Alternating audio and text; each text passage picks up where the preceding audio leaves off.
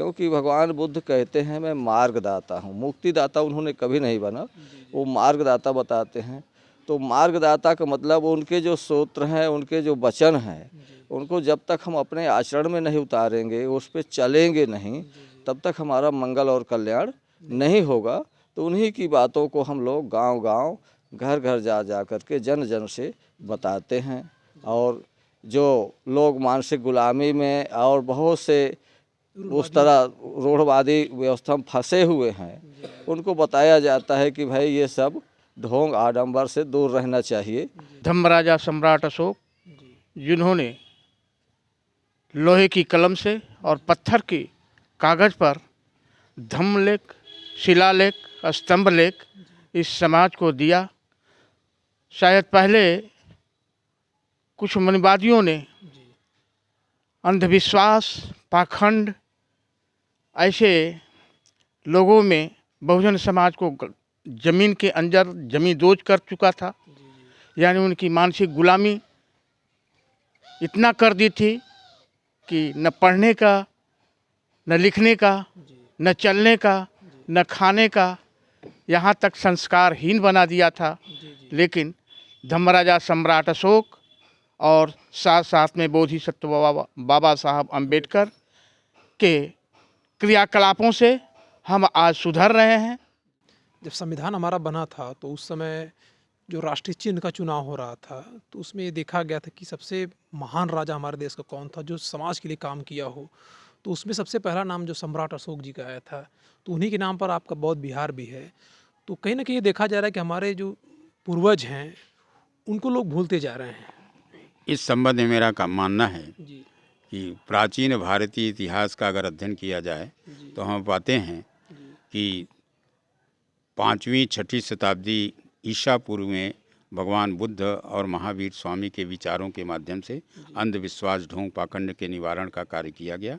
उसी कड़ी में मौर्य वंश के प्रथम राजा चक्रवर्ती चंद्रगुप्त मौर्य ने बृहत्तर भारत का निर्माण किया और उनका बेटा बिंदुसार ने उस कार्य को आगे बढ़ाने का काम किया। उनके बेटे सम्राट अशोक महान ने भगवान बुद्ध के विचारों को पूरी दुनिया में फैलाने का कार्य किया।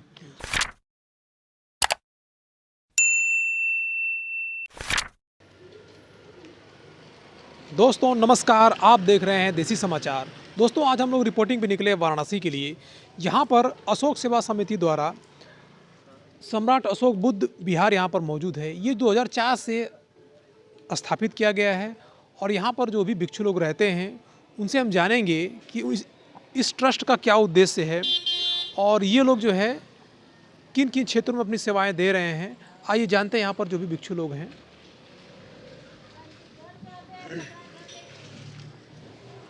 दोस्तों इस बुद्ध विहार के जो प्रबंधक जी हैं श्री एल सी मौर्य जी, उनसे हम लोग वार्तालाप करेंगे कि इस जो ट्रस्ट है इसका उद्देश्य क्या है और ये कब से ट्रस्ट जो है काम कर रहा है और आगे क्या उद्देश्य रहेगा इस ट्रस्ट का। सर अपना परिचय। सबसे पहले धन्यवाद देना चाहूँगा देसी समाचार के ऑर्गेनाइजर व्यवस्थापक महोदय को और उनके सहयोगी राहुल जी को भी कि आप लोग सारनाथ में आए और यहाँ पर संपर्क करके अपना एक चैनल बनाना चाहेंगे। संक्षिप्त में मेरा परिचय है, एल.सी. मौर्य मेरा नाम है। मूलतः मैं खमरिया भदोही जिले के जन्मभूमि हमारा रहा है। शिक्षा दीक्षा काशी विद्यापीठ से इकोनॉमिक्स और सोशियोलॉजी से एमए करने के बाद लोक सेवा आयोग के माध्यम से जिला उद्योग केंद्र में सर्विस किया और रिटायरमेंट के बाद में 2004 में ये संस्था प्रियदर्शी अशोक सेवा समिति एनजीओ के नाम से संचालित है और सम्राट अशोक बुद्ध विहार के द्वारा एक कार्यक्रम ऑर्गेनाइज है। यहाँ पर 6 इस समय वर्तमान में 6 श्रामणेर छात्र रहते हैं जिनकी शिक्षा दीक्षा रहने खाने पीने सारी व्यवस्था की जाती है। साथ में 6-7 बौद्ध सीनियर भिक्षु भी हैं, वे यहाँ पर रहते हैं और समाज में अंधविश्वास, ढोंग, पाखंड, आडंबर के निराकरण के लिए धम्म का प्रचार प्रसार कार्य करते रहते हैं। यह 5 विश्वा क्षेत्र में बना हुआ है।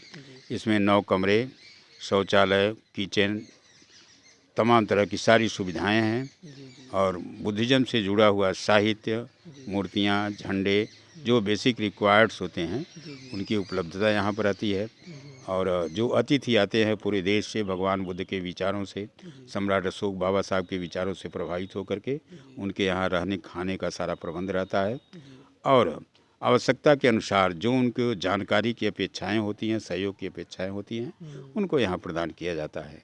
तो सतत एक प्रयास है कि लोग तर्क संबद्ध, विज्ञान सम्मत विचारों को आत्मसात करें, जानें, आम जनमानस के हित के लिए, निज हित के साथ जनहित के लिए वो काम करें।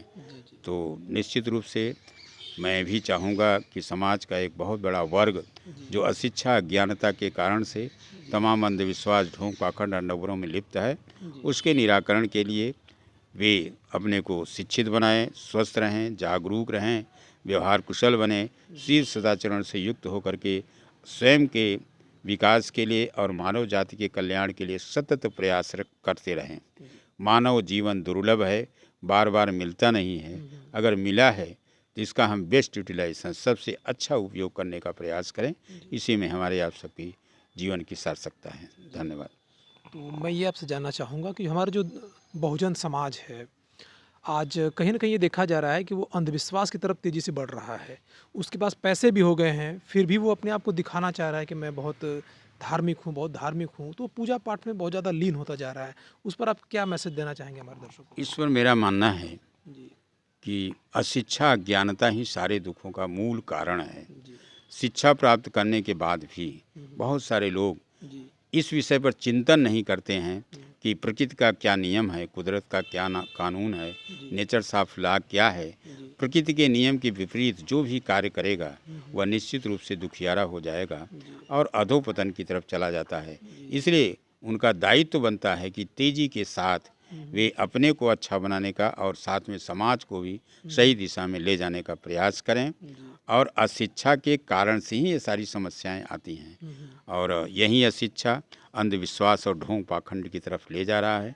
अपेक्षा यही है कि शासन स्तर पर समाज का और हम सभी लोगों का पर्सनल दायित्व बनता है कि इस दिशा में काम करें, जिससे लोगों की अज्ञानता दूर हो और सत्य के पथ का अनुगामी बन करके लोग तेजी के साथ, निज हित के साथ, जनहित कार्य में संलग्न हों। धन्यवाद। जो हमारे जब संविधान हमारा बना था तो उस समय जो राष्ट्रीय चिन्ह का चुनाव हो रहा था तो उसमें ये देखा गया था कि सबसे महान राजा हमारे देश का कौन था जो समाज के लिए काम किया हो। तो उसमें सबसे पहला नाम जो सम्राट अशोक जी का आया था, तो उन्हीं के नाम पर आपका बौद्ध विहार भी है। तो कहीं ना कहीं ये देखा जा रहा है कि हमारे जो पूर्वज हैं उनको लोग भूलते जा रहे हैं। इस संबंध में मेरा का मानना है जी, कि प्राचीन भारतीय इतिहास का अगर अध्ययन किया जाए तो हम पाते हैं कि 5वीं 6ठी शताब्दी ईसा पूर्व में भगवान बुद्ध और महावीर स्वामी के विचारों के माध्यम से अंधविश्वास, ढोंग, पाखंड के निवारण का कार्य किया गया। उसी कड़ी में मौर्य वंश के प्रथम राजा चक्रवर्ती चंद्रगुप्त मौर्य ने बृहत्तर भारत का निर्माण किया और उनका बेटा बिंदुसार ने उस कार्य को आगे बढ़ाने का काम किया। उनके बेटे सम्राट अशोक महान ने भगवान बुद्ध के विचारों को पूरी दुनिया में फैलाने का कार्य किया और उन्होंने तमाम जगह पर 84,000 शिलालेखों और स्तूपों के माध्यम से आम जनमानस में संदेश देने का प्रयास किया कि अल्प पाप हो, कम से कम पाप हो और समाज के बहुसंख्यक लोगों का कल्याण हो। तो इस दिशा में सम्राट अशोक के व्यक्तित्व, कृतित्व, उनकी जो उपदेयताएँ हैं वे निश्चित रूप से भारतवर्ष के प्रत्येक नागरिक के लिए अनुकरणीय है। तो हमें आज भी यही चाहिए कि हम उन तमाम महापुरुषों के व्यक्तित्व और कृतित्व को जानें, उनकी अच्छाइयों को जानें और अपने कल्याण के लिए, परिवार के कल्याण के लिए, समाज के कल्याण के लिए, राष्ट्र के कल्याण के लिए और विश्व में शांति, अमन, चैन और विकास के लिए उनका योगदान प्राप्त करने का प्रयास करें। धन्यवाद। तो सर अपना परिचय दें। सर, नाम से बोधि शरण है और सबसे पहले मैं भगवान समयक्षम बुद्ध को कोटि कोटि नमन करता हूँ। साथ ही धम्मराजा सम्राट अशोक जिन्होंने लोहे की कलम से और पत्थर के कागज़ पर धम्मलेख, शिलालेख, स्तंभलेख इस समाज को दिया। शायद पहले कुछ मनुवादियों ने अंधविश्वास, पाखंड ऐसे लोगों में बहुजन समाज को जमीन के अंदर जमींदोज कर चुका था। यानी उनकी मानसिक गुलामी इतना कर दी थी कि न पढ़ने का, न लिखने का, न चलने का, न खाने का, यहाँ तक संस्कारहीन बना दिया था। लेकिन धम्मराजा सम्राट अशोक और साथ साथ में बोधिसत्व बाबा साहब अम्बेडकर के क्रियाकलापों से हम आज सुधर रहे हैं और बहुजन समाज के लिए हम लोग जन जन तक भगवान बुद्ध के साथ साथ बाबा साहब अम्बेडकर की जो कृतित्व का जो उन्होंने देशना दी है, हम लोग को मार्गदर्शन दिया, उसका हम लोग प्रचार प्रसार जन जन तक, गांव गांव तक जा कर के करते हैं, ताकि लोगों का कल्याण हो, अपना जीवन स्तर ऊंचा बनावे, शिक्षित हों, समाज में कुछ करें। इन्हीं शब्दों के साथ अपनी बात को यहीं समाप्त करता हूँ। बहुत बहुत धन्यवाद आपका। तो दोस्तों, ये जो सम्राट अशोक बौद्ध विहार में है, आप सभी लोगों के विचार लिए हैं। तो हमारा जो समाज है वो बहुत ज़्यादा अंधविश्वास में लीन है, और जो उनको कह देता है कि ये करिए, वो लोग जो उसी में लीन हो जाते हैं। अपने कर्म पे कोई ध्यान नहीं देता है, और लोग अपना कर्म नहीं सुधार रहे हैं, सिर्फ अपने आप को धार्मिक दिखाने के चक्कर में लगे हुए हैं। तो यहाँ पर हम राय लेंगे जो भिक्षु महोदय लोग हैं कि विपश्यना क्या है, विपश्यना हमारे समाज के लिए कितनी ज़रूरी है। विपश्यना बहुत अच्छी चीज़ है। भगवान बुद्ध की ये साधना और विपश्यना है। इसके जो वो हैं आचार्य सत्यनारायण गोयनका जी हैं, जो उनके बहुत से सेंटर चल रहे हैं। तो विपश्यना 10 दिन की विद्या है। इसको सीखने से बहुत, जब तक आदमी विपश्यना नहीं करता तब तक उसे तो बहुत अंधविश्वास में ही वो फंसा रहता है। विपश्यना अगर आदमी करता है तो 1-2 शिविर करने पर तो उसे ऐसा लगता है कि कुछ ना कुछ बदलाव होता थोड़ा से, लेकिन पूर्ण रूप से नहीं होता। जब कई शिविर करता है तो उसे बहुत सी जो अविद्याएं हैं, जो बहुत से वो हैं, जैसे कहते तूफान आया, बहुत दुख आया, तो लोग रोने पीटने लगते हैं। अपने दुखों से वो कैसे लड़ें, ये उनको ताकत मिलती है विपश्यना ताकत मिलती है विपश्यना से। बहुत से तूफान आ जाता है तो वो विपस्सी आदमी जो होता है वो सत्य क्या है, सत्य को जान जाता है कि सत्य यही है। तो वो जो है उसको लड़ने की क्षमता आ जाती, ताकत आ जाती है, उससे वो लड़ सकता है। विपश्यना भगवान बुद्ध की विद्या बहुत अच्छी विद्या, मानव को कल्याणकारी मंगलकारी है। और इस यहाँ पर सेंटर भी है, खरगीपुर एक जगह है, वहाँ पर सेंटर है। 10 दिन का शिविर चलता है। इसमें डेट है इसका 3 से 14 और 18 से 29।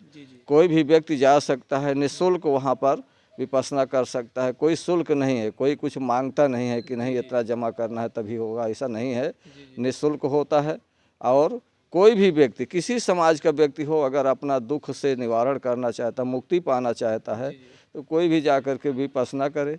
और विपश्यना जब स्वयं करेगा, 10 दिन मौन रहेगा, मौन रह करके विपश्यना करेगा, तो अपने को कुछ लगाएगा कि मैंने कुछ किया है, और दूसरे का भी मंगल कर सकता है। वो बताएगा तो दूसरे का भी मंगल होगा, कल्याण होगा। तो विपश्यना बहुत अच्छी विद्या, भगवान बुद्ध की विद्या है। इसी के साथ अपनी वाणी को हम समाप्त करते हैं। तो दोस्तों, विपश्यना का अर्थ ये होता है विपश्यना, विशेष स्तर से अपने आप को देखना। पाली भाषा में जो है इसको विपश्यना कहते थे।